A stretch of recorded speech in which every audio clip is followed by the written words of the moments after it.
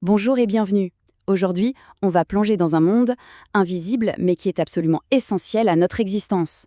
Un monde qui fonctionne à une échelle microscopique mais dont l'impact, lui, est totalement planétaire. On va découvrir ensemble comment une véritable armée de microbes fait tourner notre monde. Allez, on attaque direct. Sur notre planète, l'énergie du Soleil, on en a à foison. Elle est quasi inépuisable.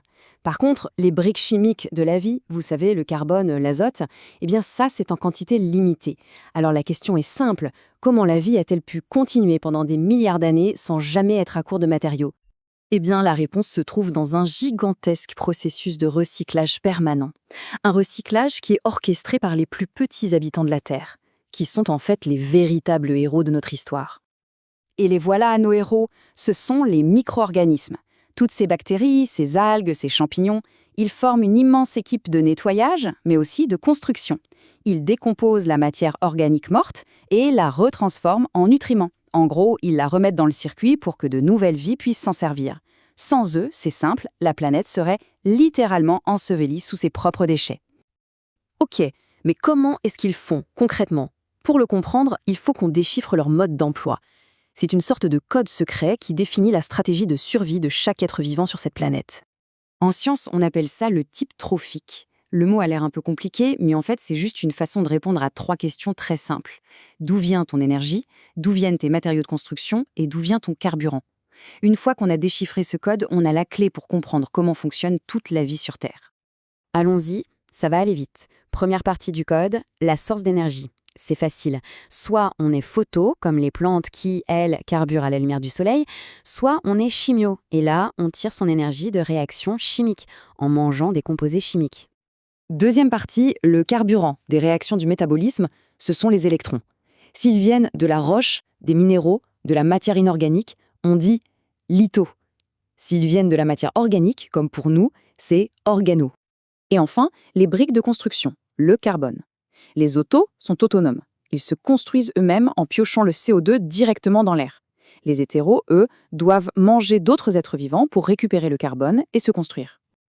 Et voilà, notre grille de décodage. Énergie, électrons, carbone.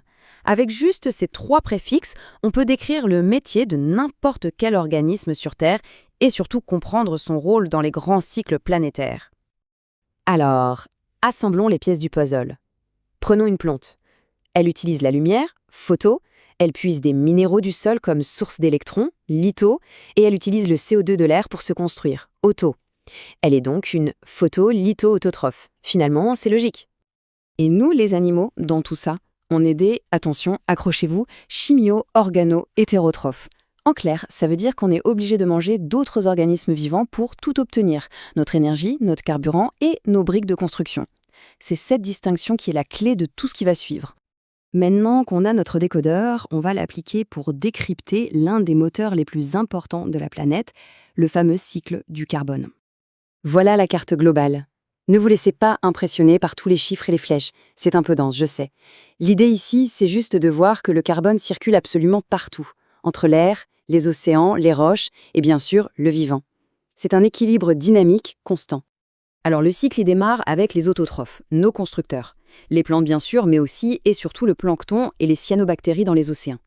Ils font un travail qui est juste magique, la photosynthèse. Ils prennent le CO2 de l'air et, avec l'énergie du soleil, ils le transforment en matière organique. C'est ni plus ni moins la base de presque toute la vie sur Terre. Et voici l'autre moitié du cycle. Les hétérotrophes, c'est-à-dire nous, les animaux, mais aussi l'immense armée des microbes décomposeurs. On consomme cette matière organique pour avoir de l'énergie. Et en faisant ça, par la respiration, on rejette du CO2 dans l'atmosphère. Et voilà, la boucle est bouclée. On a les producteurs d'un côté et les consommateurs et recycleurs de l'autre. Allez, passons à un autre cycle vital, celui de l'azote. Et celui-là, il est encore plus fascinant parce qu'il est presque entièrement géré par des microbes. C'est vraiment leur domaine réservé. L'air qu'on respire est rempli d'azote. Le problème, c'est que sous sa forme gazeuse, il est totalement inutilisable pour les plantes et les animaux. C'est là que les microbes entrent en scène, en 4 étapes clés, pour le rendre accessible et ensuite le renvoyer dans l'atmosphère. La première étape, c'est la plus importante, la fixation. Il s'agit de transformer l'azote de l'air en une forme utilisable. Et ça, seules quelques bactéries spécialisées savent le faire. Certaines vivent librement dans le sol, comme Azotobacter, qu'on voit à gauche. D'autres, comme Rhizobium à droite, créent un véritable partenariat avec des plantes en s'installant directement dans leurs racines. C'est du gagnant-gagnant. Et ce n'est que le début. Une fois que l'azote est fixé, d'autres équipes de bactéries prennent le relais. Certaines vont le transformer en nitrate, qui est en quelque sorte le plat préféré des plantes. Puis, une fois que la matière organique meurt, d'autres bactéries encore la décomposent. Et pour finir, les bactéries dénitrifiantes renvoient l'azote à l'atmosphère et hop, le cycle est complet. Chaque étape est une spécialité microbienne bien précise. Alors, ok, des codes un peu compliqués, des cycles planétaires, mais concrètement, pourquoi est-ce que ça nous concerne dans notre quotidien? Ce qui est incroyable, c'est que ce grand cycle planétaire, il se reproduit en miniature absolument partout. Prenez un simple aquarium. La survie des poissons dépend à 100% de ce cycle de l'azote en version réduite. Les déchets toxiques des poissons sont d'abord transformés par une première équipe de bactéries, puis par une seconde en nitrates, qui sont beaucoup moins nocifs. Sans ces microbes, l'aquarium deviendrait un piège mortel en quelques jours à peine. Pour bien mesurer leur impact, voilà un chiffre qui donne le vertige. Si on compare les masses totales, l'ensemble des bactéries sur Terre consomme 10 fois plus de matière organique que l'ensemble des êtres humains. Leur travail collectif de recyclage est tout simplement colossal. Au final, ce monde invisible, ce n'est pas juste une curiosité biologique, c'est la machinerie fondamentale de la planète. C'est le système de support de toute vie, y compris la nôtre. Et ça nous amène à une question cruciale.